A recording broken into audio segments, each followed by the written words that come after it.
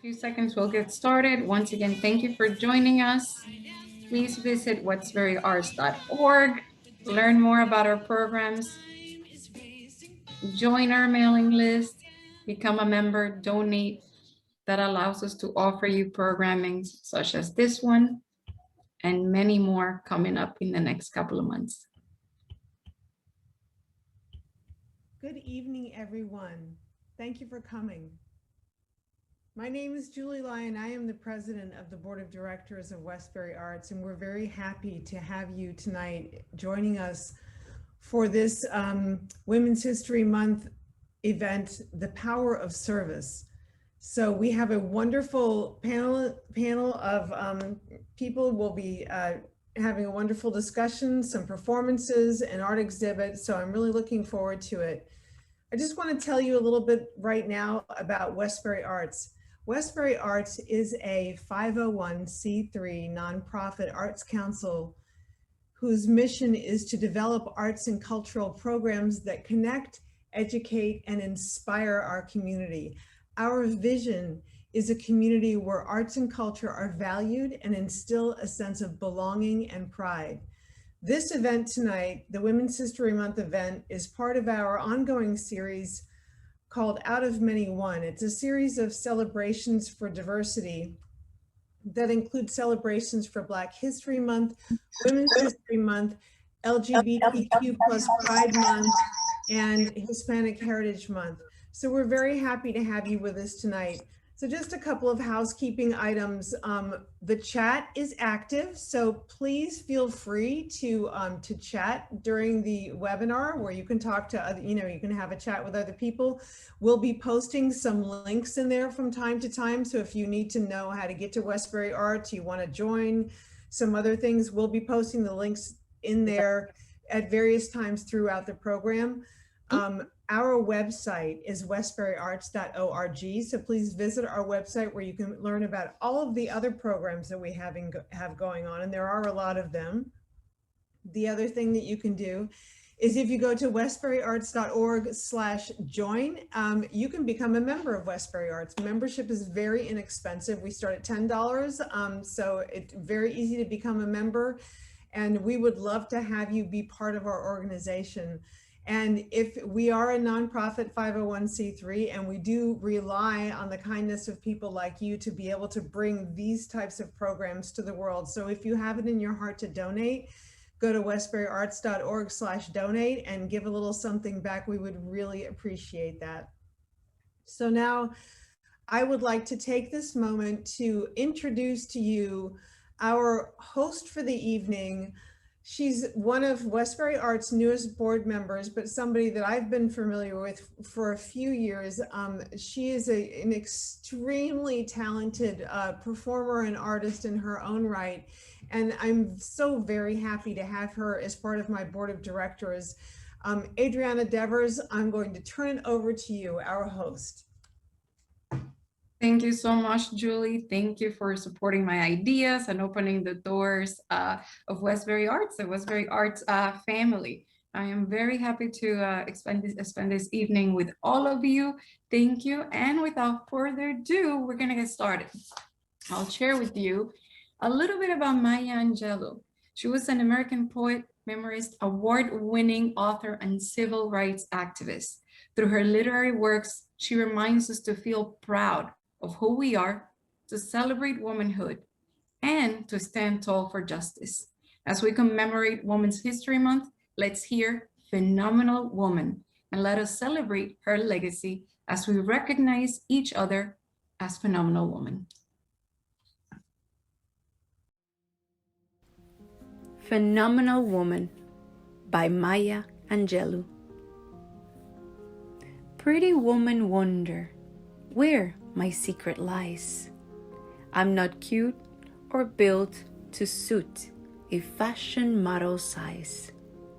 But when I start to tell them, they think I'm telling lies. I say, it's in the reach of my arms, the span of my hips, the stride of my step, the curl of my lips. I'm a woman, phenomenal woman, that's me. I walk into a room just as cool as you please, and to a man the fellows stand or fall down on their knees. Then they swarm around me, a hive of honeybees. I say, it's the fire in my eyes and the flash of my teeth, the swing in my waist and the joy in my feet. I'm a woman, phenomenal woman, that's me. Men themselves have wondered what they see in me. They try so much, but they can't touch my inner mystery. When I try to show them, they say they still can't see. I say, it's in the arch of my back, the sun of my smile, the ride of my breath, the grace of my style. I'm a woman, phenomenal woman, that's me. Now you understand just why my head's not bowed. I don't shout or jump about or have to talk real loud. When you see me passing, it ought to make you proud. I say, it's in the click of my heels, the bend of my hair, the palm of my hand, the need for my care. 'Cause I'm a woman, phenomenal woman, that's me.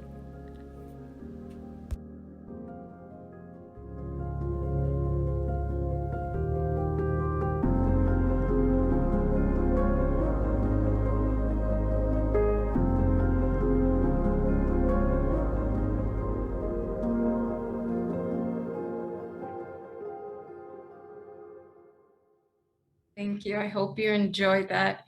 A beautiful, beautiful poem. Now we move on with art. Marie Saint-Cyr is an artist whose work explores how we interact with imagined space and evokes the charm and vibrancy of Caribbean pastorals alongside the urgency and layered energy of urban landscape. Through her workshops, paintings, and murals, there's a common theme of hope, light, and resilience. Presenting us healing and hope through art is Marie Saint-Cyr. Thank you, Adriana. Good evening, everyone. Happy to be featured for this event. My name is Marie Saint-Cyr, and I am a visual artist, arts administrator, and I'm the owner of Saint-Cyr Art Studio. I also work as the program associate for Westbury Arts. Throughout the theme of service, what I'll be doing within the next 5 minutes is sharing how, as an artist and through my business, I've been able to use the art as a way to serve others through the pandemic, to kind of enable them to use the arts as a way to channel certain emotions and thoughts. So I'm going to start by talking about a summer art camp program that, here we go. Let me just get it up on the screen. All right, so one of the ways I've been able to serve kids and youth throughout this pandemic is I've been running virtual art enrichment programs. This one, in the summer of 2020, the town of Babylon had sponsored a free 8 weeks summer program, which served about 50 to 60 students, ages 6 to 13. And what happened was it ran Monday through Friday. So they were working on art projects every day, but they received pre-recorded 30-minute videos, which allowed them to work at their own pace, to work independently.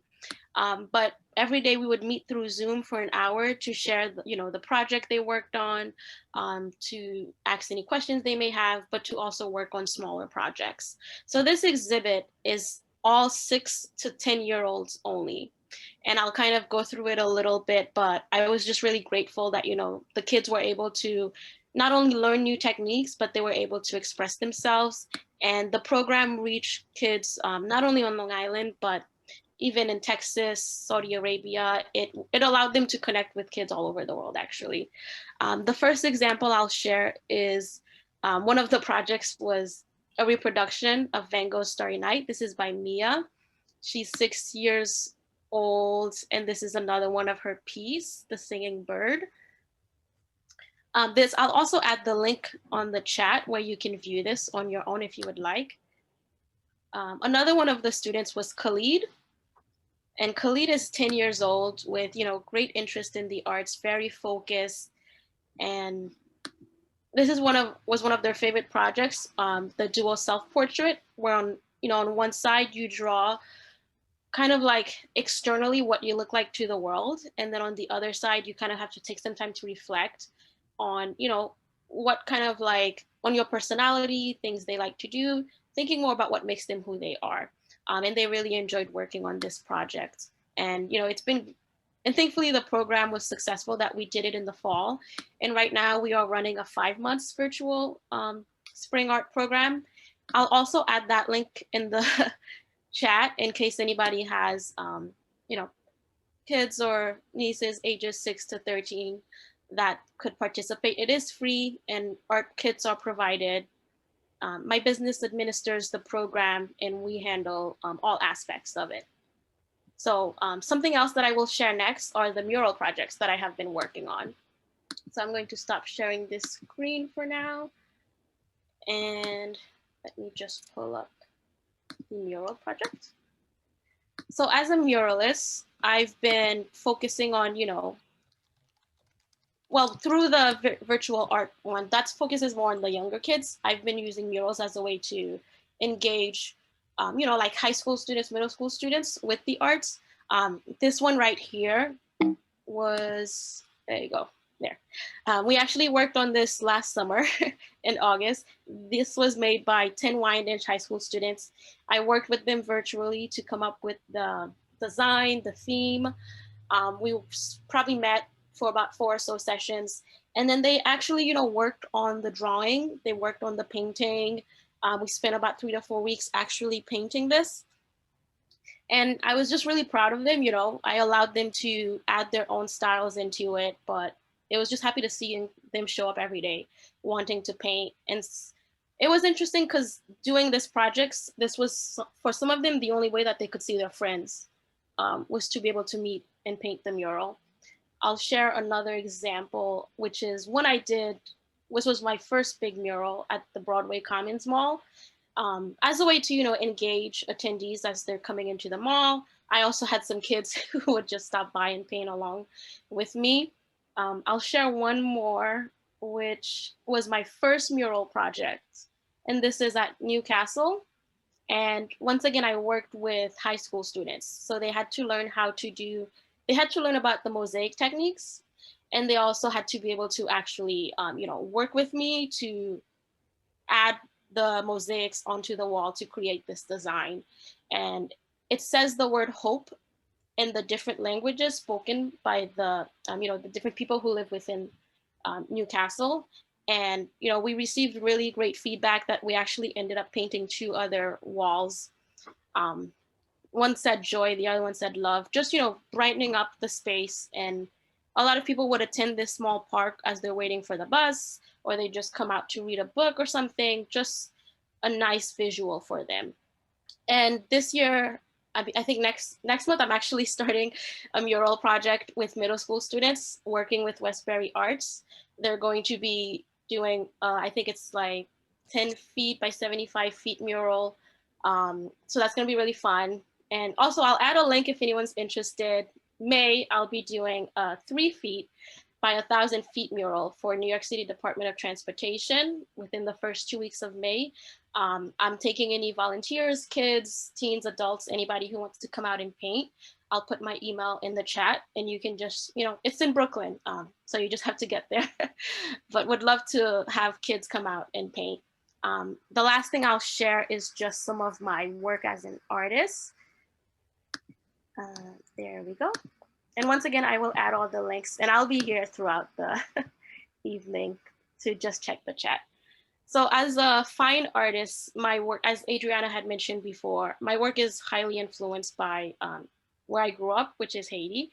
And through my work, I do try to portray the island in a more positive manner. I try to highlight the pastoral buildings that are found throughout the islands. And the work is abstract, but a bit figurative, where some things you do recognize and other things you may not. And the bright colors, they kind of symbolize the strength and vibrancy of the Caribbean people. And, through my art, I want it to be a way for me to express my thoughts, feelings, emotions, but also for the viewers to be able to find something else within it, to remind them of a happy time when they traveled, or, just to bring a smile and to remind them of a happier time. I'll share one of my favorite pieces, which is Step into Reality. I had created, I think, a couple of months after college, and it kind of brought me into somewhere else. Might be a bit hard to see, but that's one of my favorite pieces. I don't know, whenever I look at it, it just brings, a smile and hope, and I don't know, I just feel joyful. But yeah, I think that's a little bit about me. And right now, moving forward, I'm focusing on working with hospitals to provide socially distant art to patients, and also working with different resident assisted living facilities to also do the same thing for their residents. And, I'm focusing on working with municipalities, nonprofits, corporations, just to make the arts more accessible, and to make sure that, because growing up, I was very, very impacted by the arts. And I want to make sure that other kids are able to engage in the arts and they just have that experience. So thank you for listening to my quick chat. And once again, thank you, Adriana, for featuring me in this event. That was beautiful. Thank you. It's so beautiful. I'm sorry, Julie, I'm going to jump in real quick. And just that one thing that I wanted to mention before we have move on to the next segment, strength and vibrancy. I love when Marie said strength and vibrancy. And I think that is reflected throughout her work, and the joy and the hope that you see through all of her art. It's just amazing. And from here, we move on to our first musical performance. Julie, Lyon. Thank you.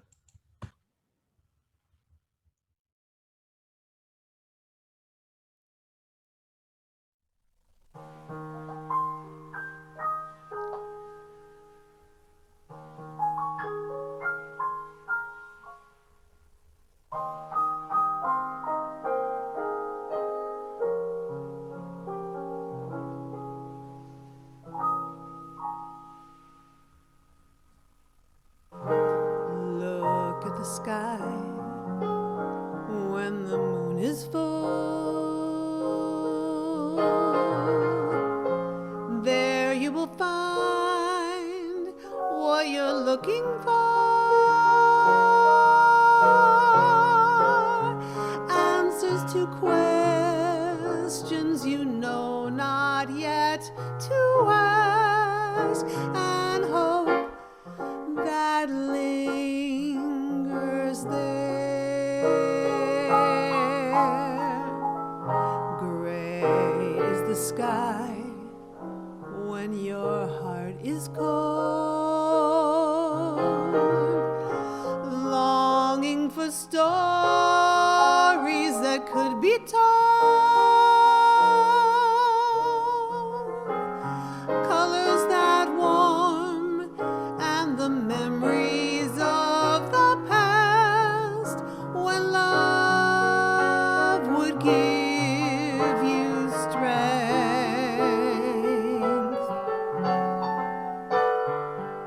This moment is gone.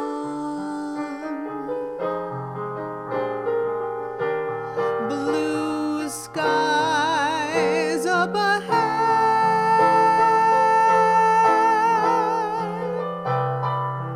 you and I in a dance of light and dark. Hold on, tell me, where can I find February thaw, warming the heart I've been waiting for?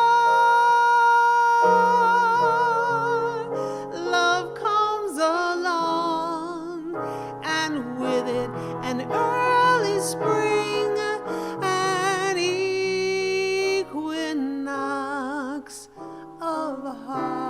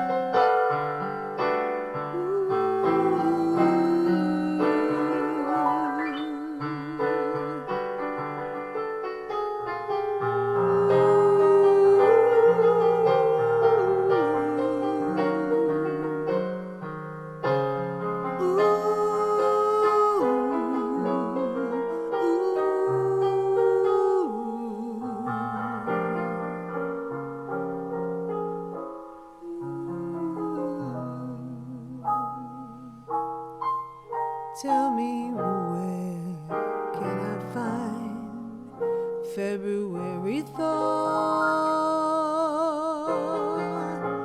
warming the heart I've been waiting for?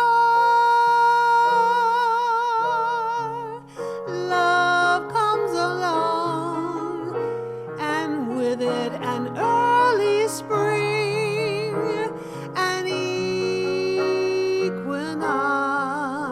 of love.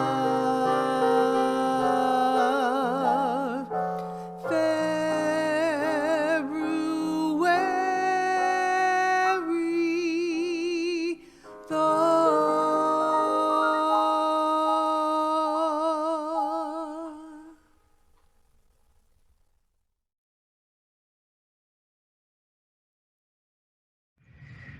All right, thank you for letting me share that with you. I appreciate it.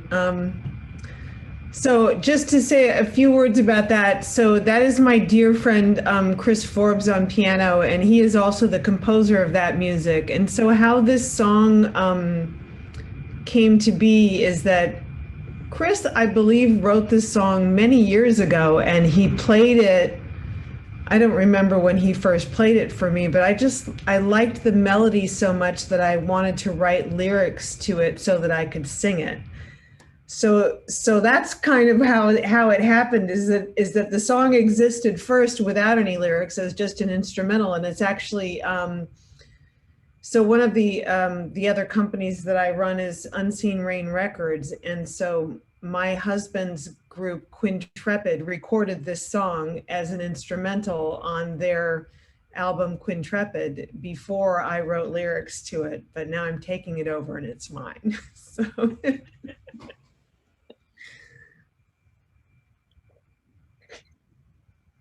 So I think now we're ready for the panel discussion. And we loved it. Thank you so much, Julie. So soothing. I feel that everyone's work, everyone's art, regardless of what specific profession anyone is in, kind of blends in. We kind of, it just flourishes. And I think that's what's so beautiful about events like this, that we all come together from many diverse backgrounds, and it just, it becomes a beautiful event that reminds us of who we truly are and how we are connected, sometimes without even knowing that we are connected.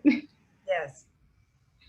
And now for our panels, I will be sharing with all of you a little bit about each one of our panelists tonight. Ryan Shea, Dafny Irrizarri, Dana Boylan, Beth Giacummo, and Lisa Matos. So, and then from there, we'll start a little chat about what they do and the different ways in which they offer the power of service throughout our communities. We'll also be enjoying another poem, and we'll close off with another musical performance. So please, please, please remember to always visit westburyarts.org so that you learn more about how you can keep these programs coming, because without your support, we wouldn't be able to bring them to you. Ryan Shea, in her own words, Ryan is a crazy cat loving registered nurse. After the heartbreak of losing her cat in 2017, she became even more passionate about helping cats and making them a part of her life. From there, the Shabby Tabby Cafe was born, and through her hard work and dedication, she has found forever homes for 600 plus kittens. Dafny Irrizarri is the founder and president of the Long Island Latino Teachers Associations, also known as LILTA. The organization advances the mission of increasing high school graduation rates and higher education enrollment and retention, while being a strong advocate for high quality education for all underrepresented communities. A woman with a passion for equity, justice, and inclusiveness, Mrs. Irrizarri is committed to empowering Long Island youth to grow educationally. Dana Boylan, she's an attorney. Mrs. Boylan is serving as executive director of Nassau County's Office of Youth Services, where she supports youth development and prevention programs for over 40 nonprofit organizations across Nassau County. Under her leadership, the Office of Youth Services develops programs that focus on prevention and youth empowerment, including supporting collaborative partnerships and synergies with other government agencies and corporations to coordinate and implement youth-focused experiences. Beth Giacummo is an artist, an arts activist, a curator, educator, and as an artist, she has exhibited her work both regionally and internationally in venues throughout New York, Romania, Russia, Spain, Italy, Chile, and Denmark. Her professional experience ranges from art, education, higher ed, curriculum building, curatorial work, museum management, non-for-profit development, and more. In 2016, she was appointed as part-time gallery director for the Farmingdale State College Memorial Gallery, and she's also the executive director of the Patchwork Arts Council. Lisa Matos is an OBGYN physician. She graduated from the Sophie Davis School of Biomedical Education and City College of New York. Lisa has served our local community for several years. She's an actively engaged mother of 3 whose passion and respect for her profession helped her push through during the many challenges faced with the COVID-19 pandemic. And this is our panel for tonight. Unfortunately, Mrs. Viviana Russell will not be able to join us. She had a family emergency, but we still would like to thank her for her constant support, and we hope that everything is well with her family. Ladies, welcome. Thank you for joining us tonight. As we mentioned before, this event is titled The Power of Service. And first of all, we would like to thank you for everything that you do. Thank you for bringing togetherness. Thank you for inspiring others. And thank you for, being empowered women who are showing our little ones great footsteps to follow. Thank you for having us. Thank you. Thank you so much for having me. Absolutely. We'll start with Ryan. Ryan, how has your life changed since you opened up the Shabby Tabby Cafe? Can you tell us a little bit about the cafe and the concept for those of us who are not too familiar with it? Yeah, so cat cafes are definitely something pretty new, like a new concept. It's like a coffee shop, and we have between 20 and 30 cats at all times. It's like a foster home for adoptable cats. So we're partnered with a rescue, and they get their cats from all different situations, shelters. Sometimes the owners die or they have to go to the nursing home, stuff like that, and they can't keep their cat. So we are like a foster home for them. People come in and hang out. We have games, we have different events, and the cats are all adoptable. So it's like a different kind of setting than a shelter. So they can get to know the cats and, you know, just kind of hang out. And we found a bunch of cats home since we opened. So that's been really amazing. I'm definitely like, I am also a registered nurse. So I went from, you know, taking care of humans all the time to like, my whole life is cats now. But I love it a lot. That's like an art. That's beautiful. What do people have to do if they would like to go visit? I know that you were switching locations, right? Yeah, well, we're in Sayville now. We're moving, but just down the block a little bit. Our lease is up. We've been around for like the 3-year mark is coming up, and we're just moving to a bigger location with more storage, and it's just a better layout for everything. We've learned a lot since we've opened, and I think it can be even better. So we're moving soon. What do you think are the benefits of us going, visiting, chatting? You know, I have to mention, it is therapeutic, right? It is. I love animals so much, especially cats. They can be really relaxing. And, you know, if you have a bad day or if you're stressed out and you just come and relax, it's like a very chill vibe. And, you know, animals are shown to be able to like lower blood pressure, lower your stress, and it's really good to spend time with them. I love being able to I almost spend like every day with them. So if you wanted to ever visit, you can either make a reservation on our website or just come on down. Usually we have space and just hang out with the cats, especially if you're a cat lover, or even if you can adopt, it's good to just come and do something different. And we have different events too, different art events, yoga with cats, just typical events, but cats too. There you go. So now we know, now Westbury Arts, we could partner up and perhaps do an art showcase as well. That'd be awesome. That would be very inspiring.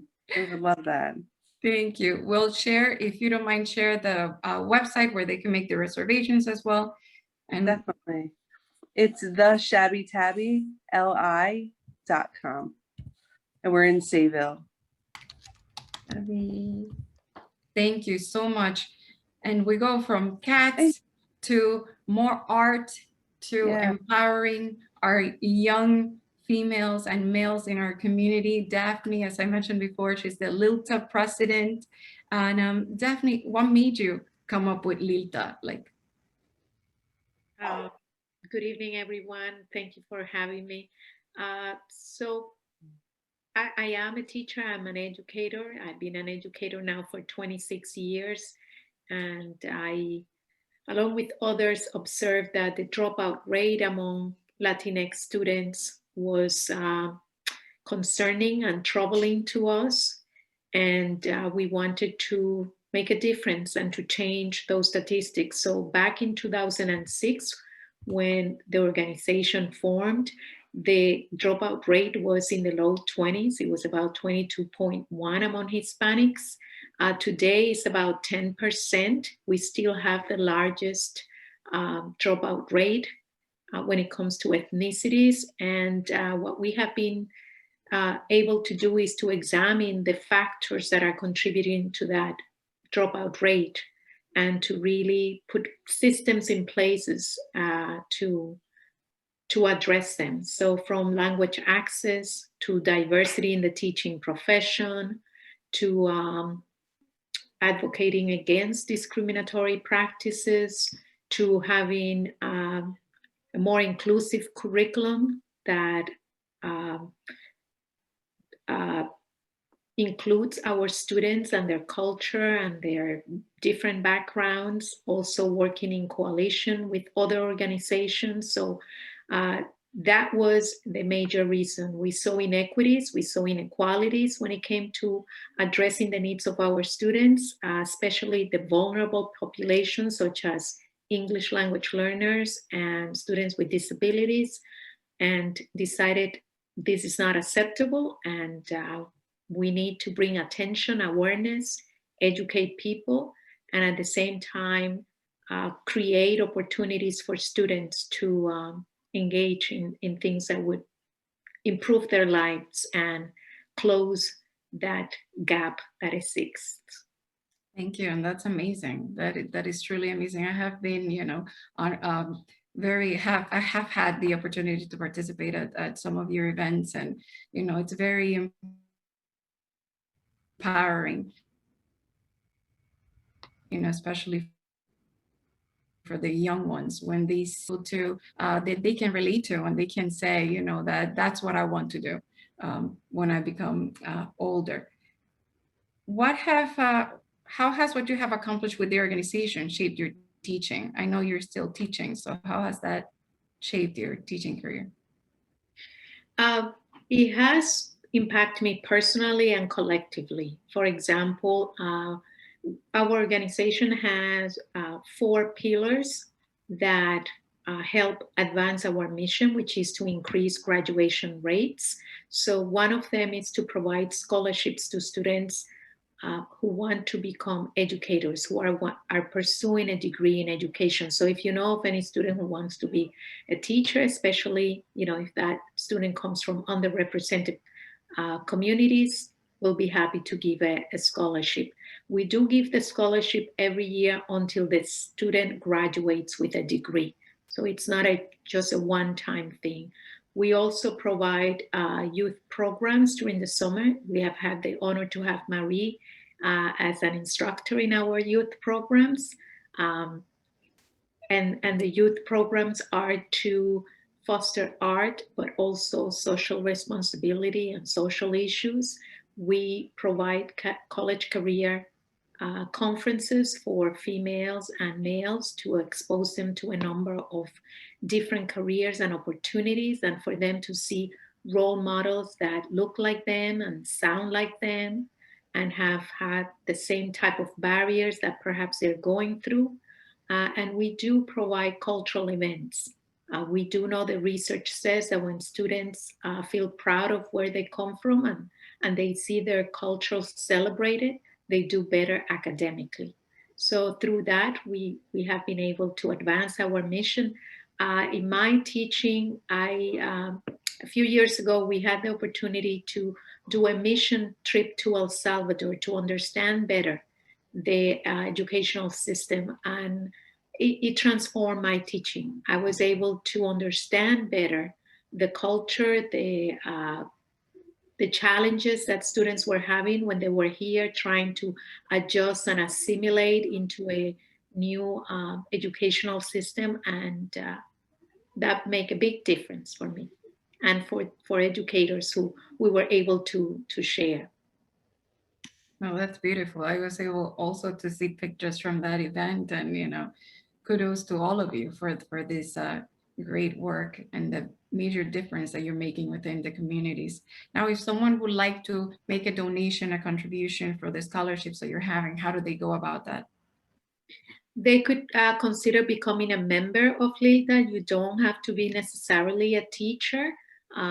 You could be a supporter of educational concerns and issues. It's $30 a year to become a member. You could visit our website. It's lilta.org and become a member.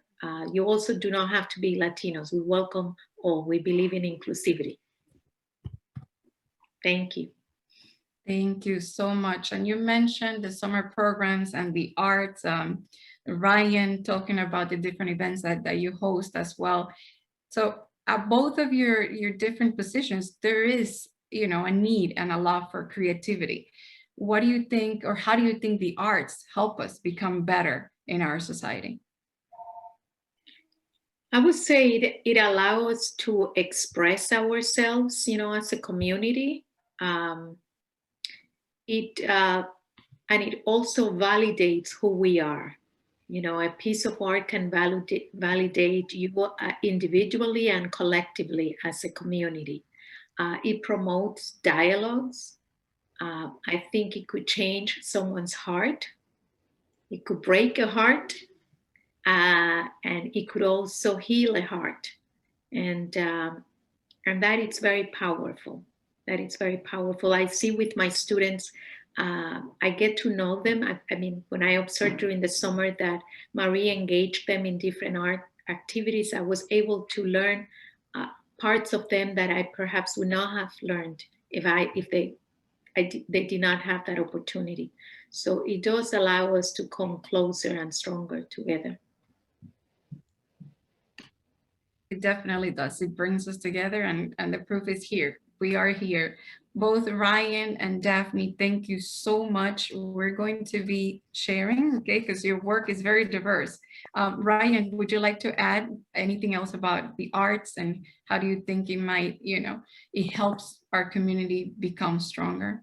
It definitely does. I feel like in all the art events that we have, like we've had all different kinds. It's just, it brings all different types of people together. Everyone loves art. I feel like all different, types of people come to our events, and it's so relaxing and just really nice to get out and just disconnect from reality and kind of just do your own creativity. It's great. We love our art events. Yeah. And I love what you say. It allows you to disconnect from reality. It Yeah. allows you to also to connect to it, because when we see the different forms of art as well, they become, political or about the social justice, it kind of brings you in. So it definitely does both things. Your work is very diverse. Okay, it also gives us a reminder of the many things we do share. Again, I mentioned this before, is the importance of the connections that we make, the lives we touch. And a poem that we're going to be hearing now is by Joy Harjo. And in her poem, Remember, she helps us see those things. She helps us see the many of the things that unify us. So would like to invite you to take a listen, take a look. This is Joy Harjo, Remember.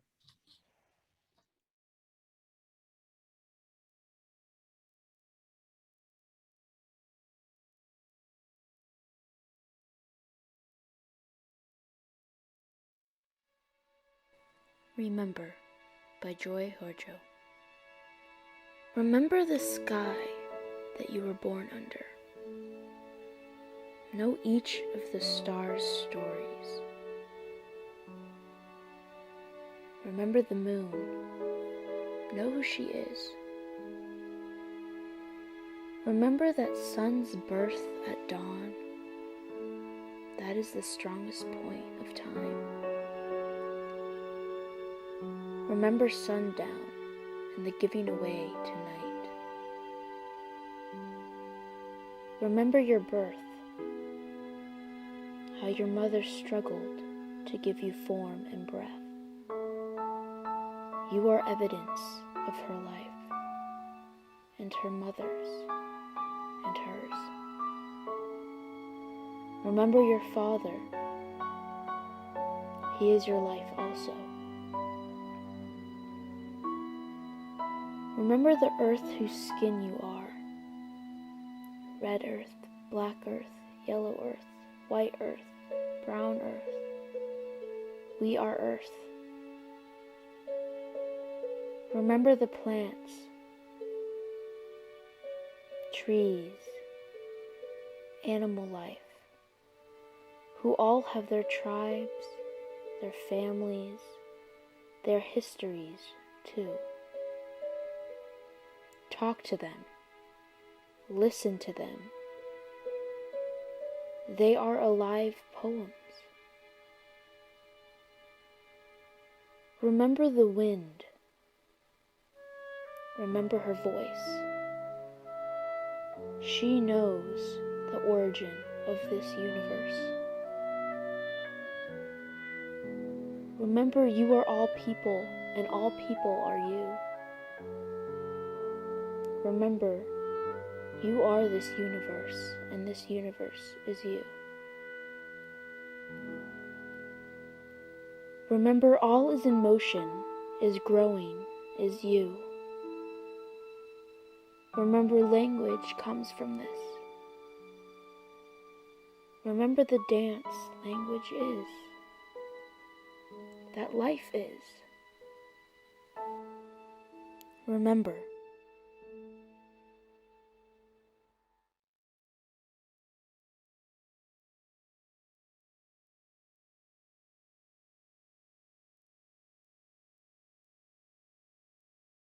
And this poem kind of, again, ties so many things together, kind of, reminds us once again of where we come from, the many things that we have in common, and just, within the diversity in the group, Lisa, who's in the question, I'm going to be mentioning how she has to do with living art, okay, as an OBGYN, Beth working in the arts, Ryan bringing the arts and putting it together at the Cat Cafe, Dafny offering all these many opportunities for the young to be successful and to achieve higher dreams that what they could have expected with more opportunities than they would have had. And Dana also working with the youth and offering these different opportunities for growth. I see Remember, and I think of all of the work that you are doing and the huge difference that you're making within each one of the communities that you represent. So Dana, you have an outstanding trajectory working with the youth, as we're mentioning. What has been the most gratifying moment in your career? Good evening, everyone.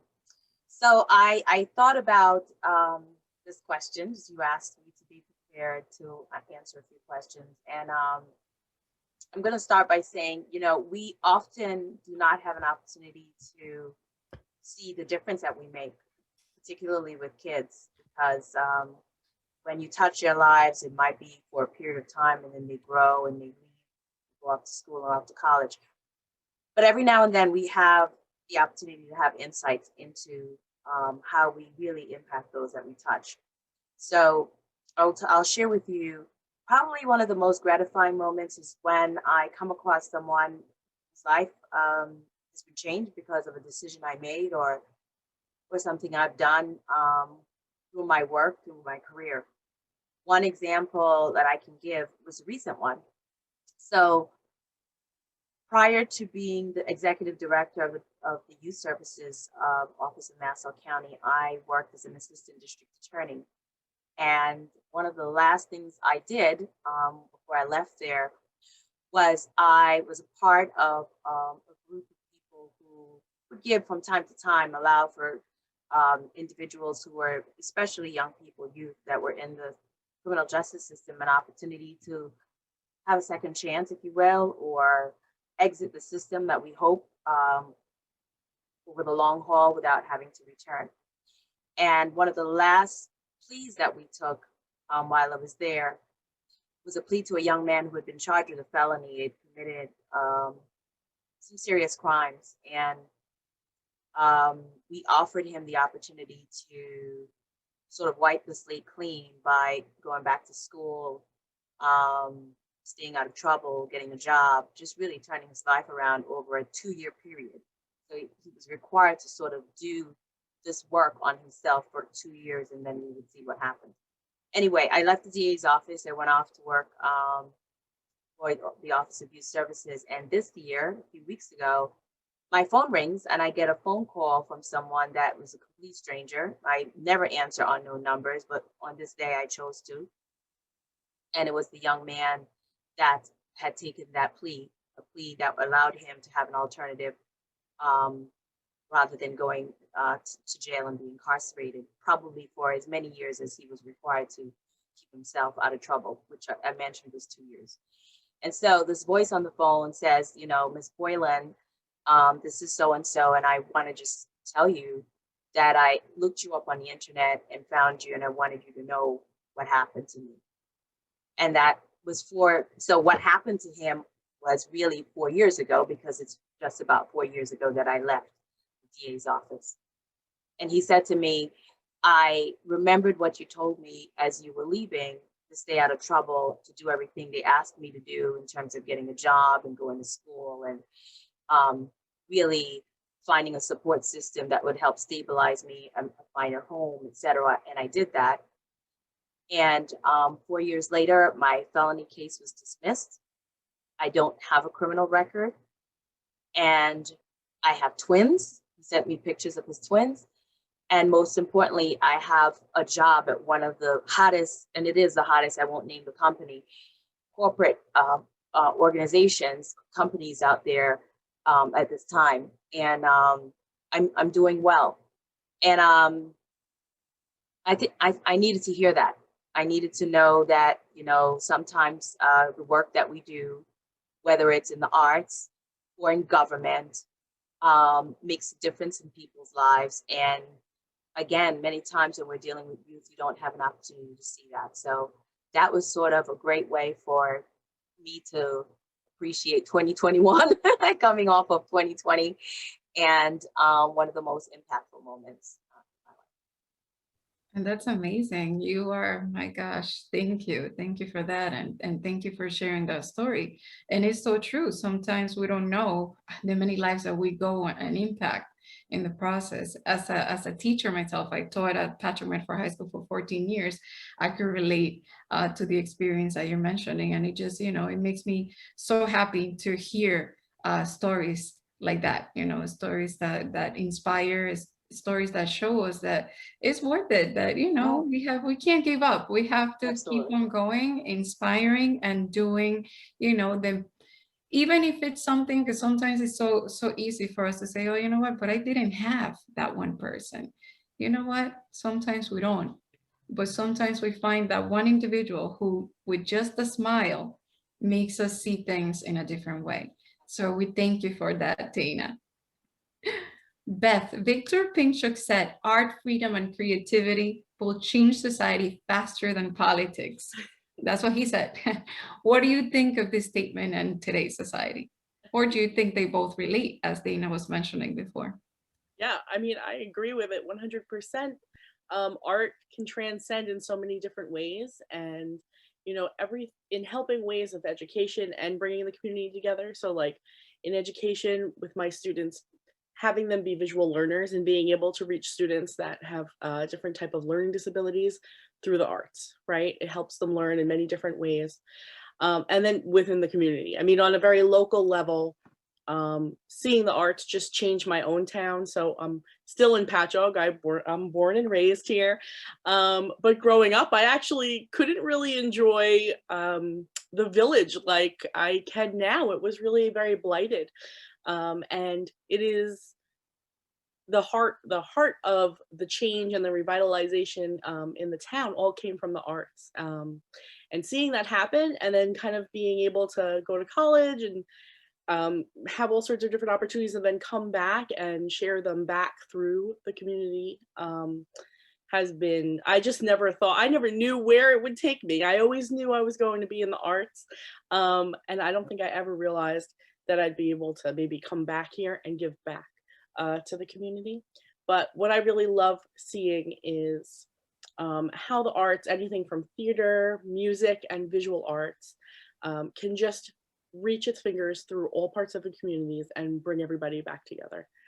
And so, yeah, I mean, I couldn't agree with that statement more. We can use art in so many different ways to share messages that can be way more powerful than overloading with information.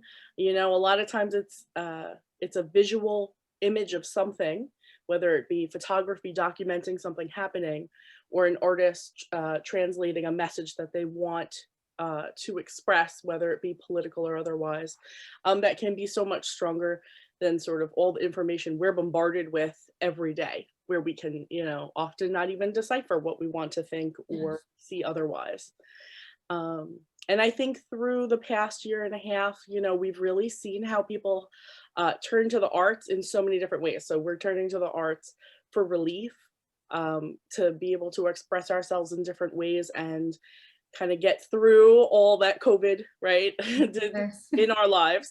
But we saw a lot of people turning to the arts or looking for ways to experience the arts. And even though we couldn't have many events, all of the councils across the island couldn't have events in person, we all kind of reacted in different ways and provided those opportunities for the community to still experience culture in different ways through music and visual arts. Right? It's like creativity flourished. Yeah, you know, we've all been always very creative, but it's like, oof, like now there's this, there's that, like no matter where you look, there is a new form of expression. Absolutely. And I think like, you know, with all of the horrible things that we've all been experiencing and going through together, It's also in many ways really made a lot of us have to be creative in different ways. Yes. You know, so if we were doing these types of things for the community before, now we're thinking about how can we still serve them? Everybody still needs this, still needs the arts. How can we bring it to them? And so it's been interesting and actually a really positive thing to see how everybody has reacted and how they are using the arts in these new ways, and how all the organizations have pivoted, right? And to Yes. still celebrate the arts and use the arts to bring the community together, and use the arts to recognize everything that's happening around us politically as well. Absolutely. Oh my, no, absolutely. And just like the arts were so essential to kind of, to stay sane and Yeah. gear their energy to, in different ways, essential workers, Thank goodness. physicians, all the hard work and the many ways in which they were exposed, and they just kept on going. So now I'm going to move on, and I'm going to say, Lisa, thank you so much. Thank you for your service. Thank you for, as I said before, your field is like living art. You have been helping mothers, families, bringing babies. So first of all, how do you feel?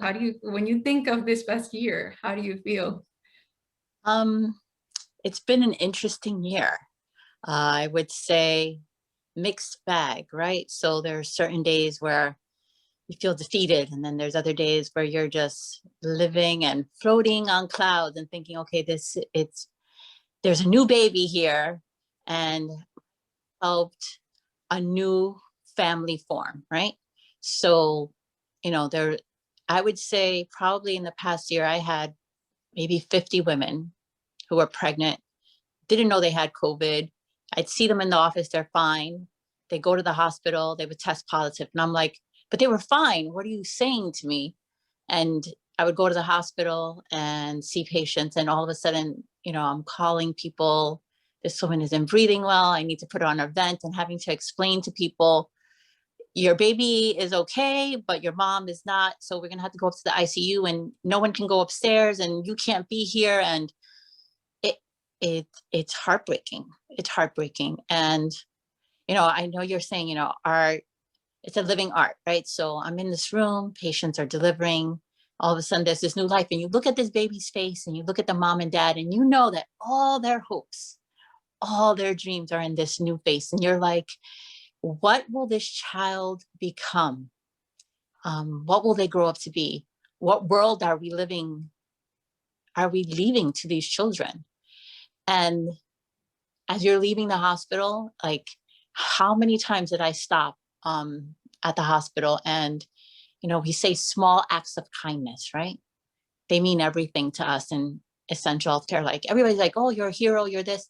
No, it was, what stood out to me were these little rocks that were painted and just saying different inspirational words. Hope, don't give up, stay strong. And you're leaving, as you're walking in, I would have to pass this path every day. And as I'm leaving, I see the same path. And every day there'd be more rocks and more children painting. And I'm like, there's people out there that still need us and that are hopeful for us. And forget about the bad part of the media that's saying, oh, we're making this up. You're not here. You're not in the hospital. You're not making these calls. So I don't know how much I can say thank you to the arts for giving us these little rocks that inspired me to walk into my job every day and get through my day, my 12-hour shift, and just be able to walk out and say, you know what? Yes, there was a lot of bad, but there was some good. About 2 months ago, I had a mom walk in, and she has her baby. The baby's now like 6 months old. Cute, chubby little boy. I'm like, oh, he's so beautiful. And she's like, I work at the Boylan Family Health Center, right? So predominantly, the Latinx community, Central Americans don't really speak English. So maybe 80% of my day I'm speaking Spanish. And she's like, I just wanted to come and say thank you. Because, my husband told me that you would come into my room every few minutes and we're pushing medications. just to make sure that, you know, I was okay and that my blood pressure didn't get too high and that you did your best to make sure that I wasn't put on a ventilator. And I'm like, I was really trying. And here she is. And she's like, I survived and my baby is here and I'm okay. And thank you. So for all the moments where I did this crazy change when I was coming home from work and basically got naked on my porch and ran straight into the shower because I was afraid to bring it home, it makes those times better. It makes it all, the badness kind of a little less, but it's been hard. And I appreciate now that everybody's saying, oh, the arts are here, the arts are coming back. And I listen to the news and I'm hopeful. I'm hopeful. Let's everybody get these vaccines and let's put an end to this. And maybe it won't be the normal that we once had, but it'll be more normal. So that when I see people, I feel like I can hug them because I think I miss that the most. Just be able to hug people. It's such a good expression. It's like, I feel you, I love you, I miss you, give you a hug. So I'm hugging all of you because, you know, Oh my. I appreciate meeting new faces. I'm like, I don't even know any of these people except Adriana, but you guys are all amazing in what you do and how you reach out to people. And I'm like writing things down for my daughter for the art class. I'm like, oh, I'm going to sign her up. Awesome. No, So it's great. Thank you. No, thank you. And thank you for sharing such a beautiful story. You see, like, again, everything relates, you know. Sometimes it's difficult for us to wrap our head around certain ideas of like, how am I going to connect, you know, the power of service with art, with, you know, politics, with, you know, the medical field, education. It all comes in together. And it's so necessary for us to have these type of dialogues and to recognize each other's work and to, you know, to just be there and thank each other and appreciate everything that each one of you do on a daily basis.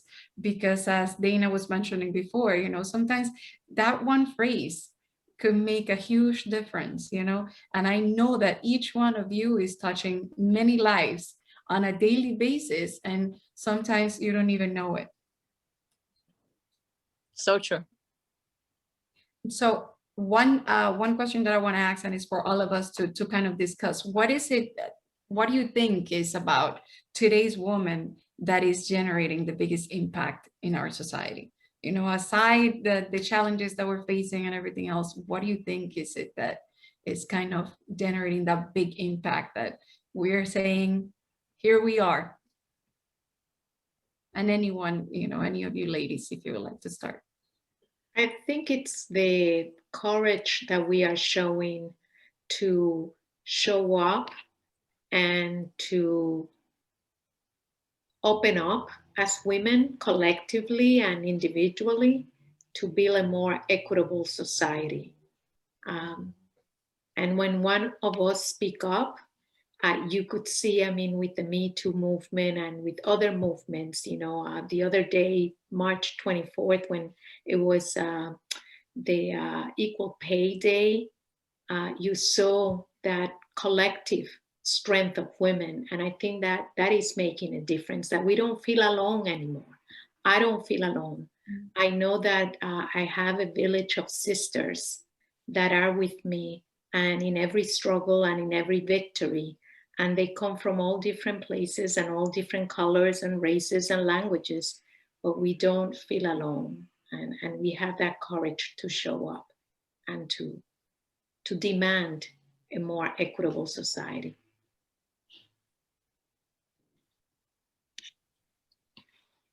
Would anyone else like to add? I don't think I could say it any better than that.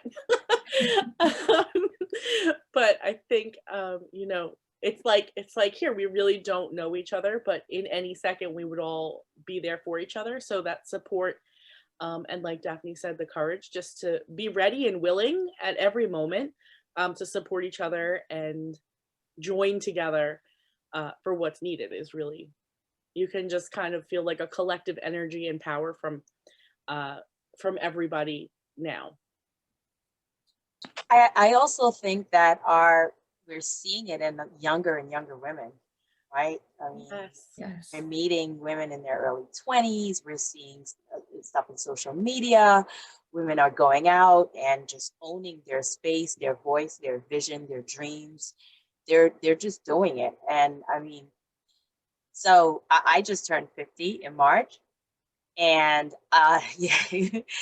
And you know, and whenever I meet women in their 20s and they're doing amazing things, I'm just like, wow, that was so not me. You know, I mean, Right. I was pursuing my education and, you know, just trying to just be okay. But they're just doing it. They're doing all the things that they've ever wanted to do. They're fearless. And I think that's changing a lot in terms of how we experience the world today. Just women feel far more empowered than ever before. That's awesome. No, absolutely. Marie, if you're around there, I just wanted to commend Marie also because I attended one of her workshops, and when you said that you graduated debt-free, I said, whoa, you know, that is powerful. That is amazing.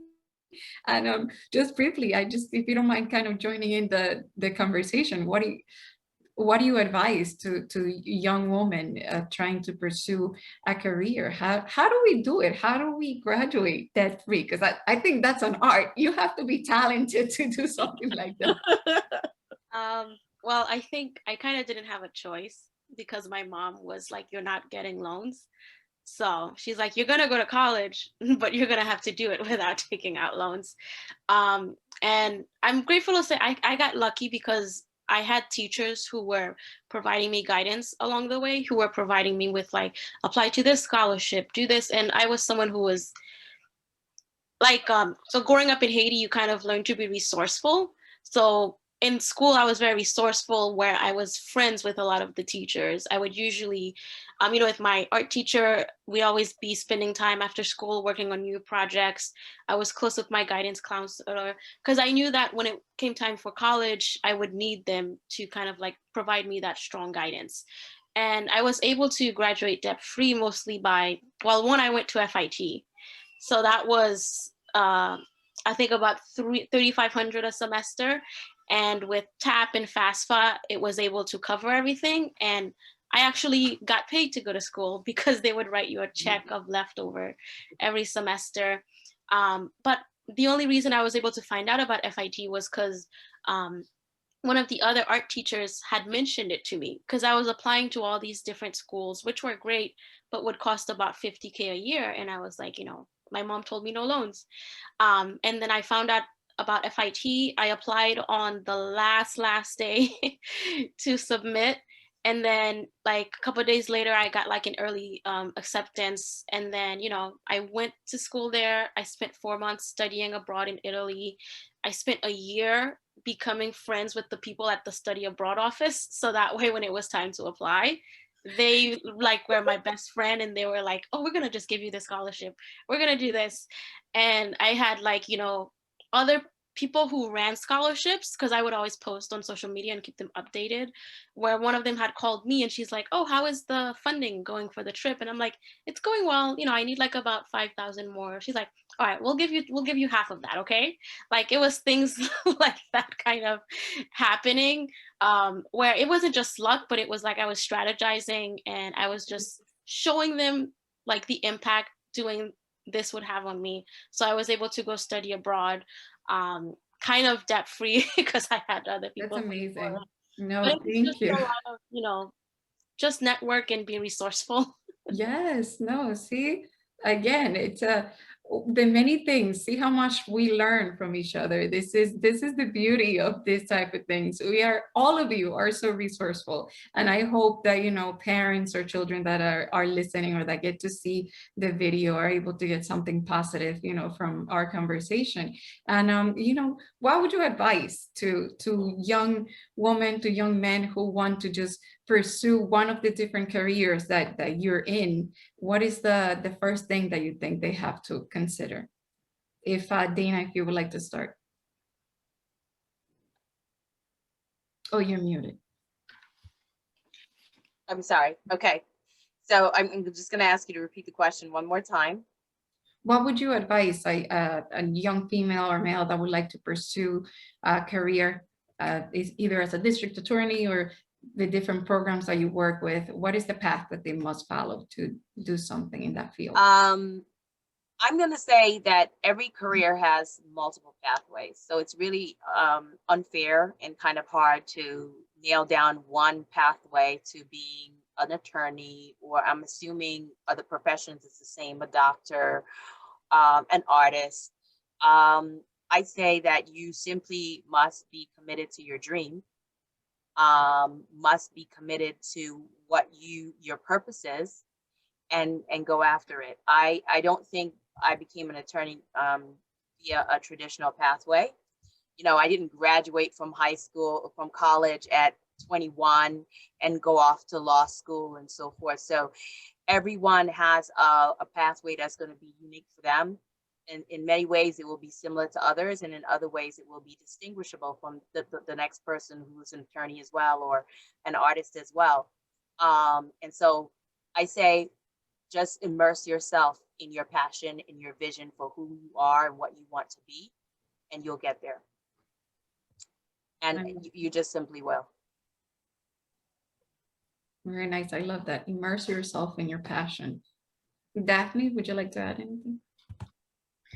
I would say to be a teacher, it's a beyond measure love for children, you know, that it's key in this profession.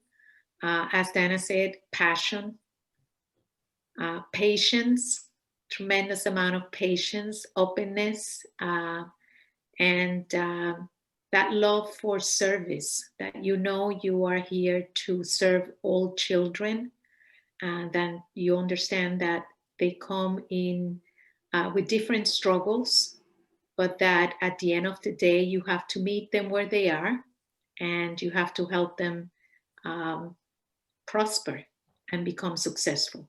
So that key word of commitment, passion, and love beyond measure, I would say.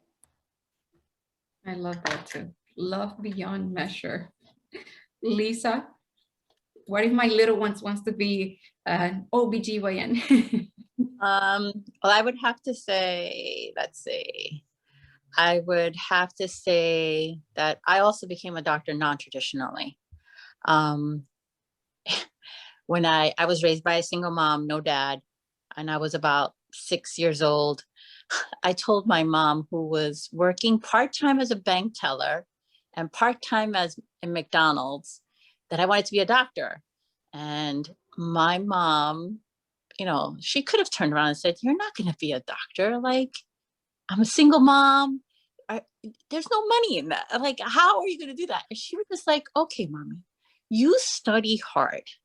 Education will get you everywhere in life. As long as you're educated, no one can take that away from you." And I think that stuck with me. And I'm like, okay. So like Marie, I was in high school and the track coach was the guidance counselor. So I would spend a lot of time in guidance because I was with the track coach.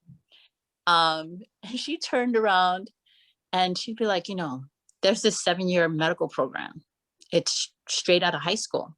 It's called Sophie Davis. It's out of City College. It's meant to make the underrepresented minority students go into medicine. Once you're done, you have to do 2 years in an underserved community as a way to pay back. Best part is you don't have to take MCATs, right? So you have to take one test and then there's a second test and then there's an interview. And I'm like, okay, so I get this information, I bring it home to my mom. I'm like a sophomore in high school. And my mom is like, "You think you can do this?" And she, of course, starts reading the numbers and she's like, you know, over 500 students apply to this and they only let in like 60. I'm like, "Well, I'm gonna try." And she's like, "Okay." So the day of the test, I go and I take this test and my mom is listening to everybody in the background. And they're like, "Oh, I hired a tutor for this and I hired a tutor for that." My mom went to Barnes and Nobles and got me a book for $20. And I studied that book and I got in. And here we go. So in 7 years, I did undergrad, medicine. So what I would say is, if you have small children, grandchildren, nieces, nephews, and they tell you this is what they want, you say, okay, education is key. Do the best that you can.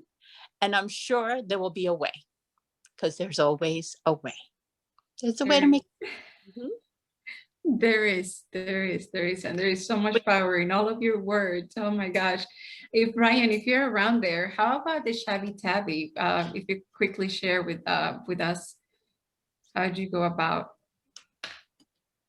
bringing the Shabby Tabby? If not, we'll go to Beth. Beth, tell us a little bit about your art. You want me to jump in? Yes. Yeah, I think passion is going to be your key. And then finding your way, because there's so many different areas in the arts and there's so many different paths there, like Diana said. And finding a little bit about that path, experiencing different parts of the arts before you pick it would be really important, I think. And then kind of doing like exactly like Marie did too, similar to things that I've done. You find those people who are where you want to be. You pick their brain and become their friends. And stalk their resumes. And you follow in the footsteps and follow the different ways that they got to where they are. I still love to look at resumes and find, you know, new ways to go. So I think it's like one of the best things you can do. But experiencing in the arts, having, you know, you may think, I know I want to be an artist, and I know I want to create paintings and sculpture, but what else do you want to do with that? There's so much you can give back. And so I really feel like every opportunity you get, you should look at how you can give it back. Yes. And how you can create a new opportunity for someone younger or another artist. That totally relates, you know, to the concept that we're presenting tonight. And one of the panelists wrote something very interesting, because I think it ties all the ideas and everything that you said about passion, about finding the way, you know, about having patience and love. She said in Kenyan culture, we have a saying, tenda, and pardon me if I don't pronounce it correctly, tenda wema nenda zako. Do good and be on your way. Okay, and she says, thank you, our phenomenal panelists, for doing that and much, much more. Okay, and just like poetry and the visual arts, music is an artistic expression that empowers, inspires, and brings us together. So as we approach the end of our evening, I would like to welcome Shery Arias, an artist from the Dominican Republic, as she interprets This Is Me from The Greatest Showman. Hola, mi nombre es Shery Arias desde la República Dominicana. Espero la estén pasando bien y vengo a entonar esta canción. Espero que le guste, que sea de su agrado y feliz mes de la mujer. I'm not a stranger to the dark. Hide away, they say, 'cause we don't want your broken heart. I learned to be ashamed from all my scars. Run away, they say, no one will love you as you are. But I won't let them break me down to dust. I know that there's a place for us.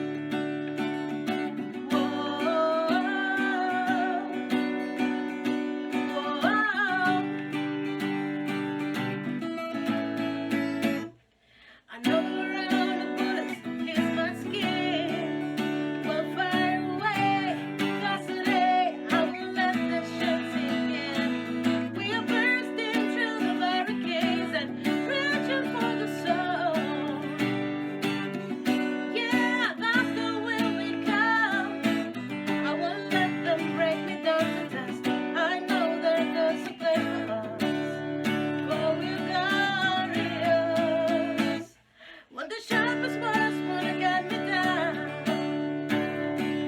I'm gonna send a flood, gonna drown them out.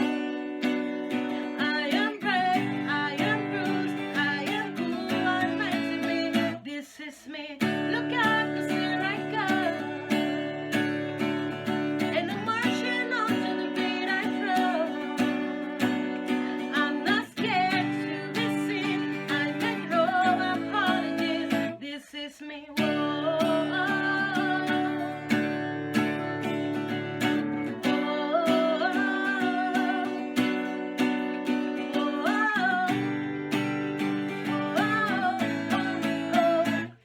What the sharpest words wanna cut me down. I'm gonna send a flood, gonna turn him out. I am brave, I am bruised, I am who I'm meant to be. This is me. Look out, 'cause here I go.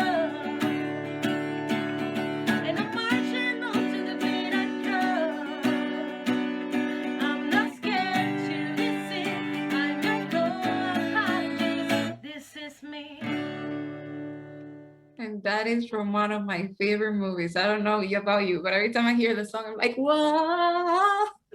I feel like I'm a part of it. And every time I watch the movie, I feel like I'm a part of that movie as well. So, and that's the beauty of art in all of its forms that, like many of us mentioned tonight, it just brings us together. So thank you so much for coming together, for joining us, for being part of this panel. Thank you to the audience. Thank you to Westbury Arts. Please remember to visit westburyarts.org. Please remember you can join, you can donate. We have many great events coming up, but we could only bring them to you if we have your support. So please consider becoming a member.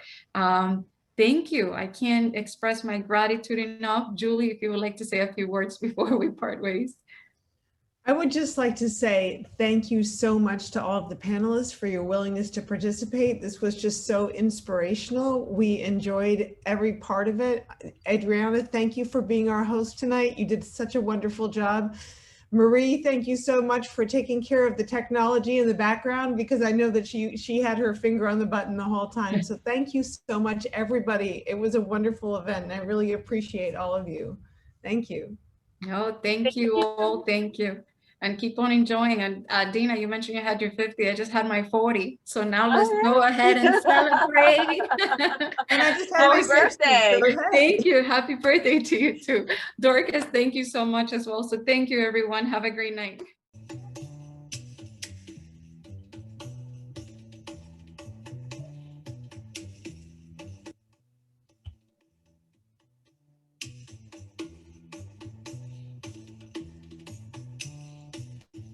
Open your mind like a flower. Just let the sun come in. Challenge the dance of time. Free waits to be revealed. Feel, you think, you love, you lust. Real, until we're dust to dust. You are perpetual motion. Let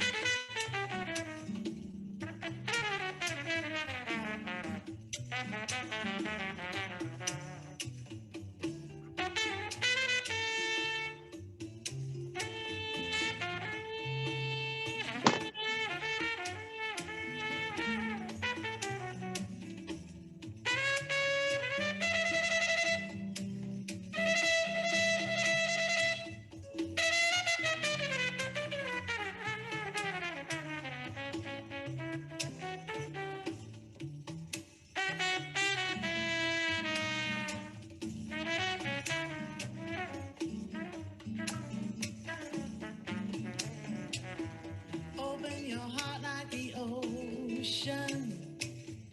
Your love is evident. Explore your destiny. Loving hearts cannot be tamed. Run, chasing your tail, you try. Stop, or life will pass you by. Let music be your religion. Let your soul dance. Delight in mystery. Embrace reality. Punishment teaches no lessons. You are the revolution. You are the revolution. Open your mind, open your heart, open your soul.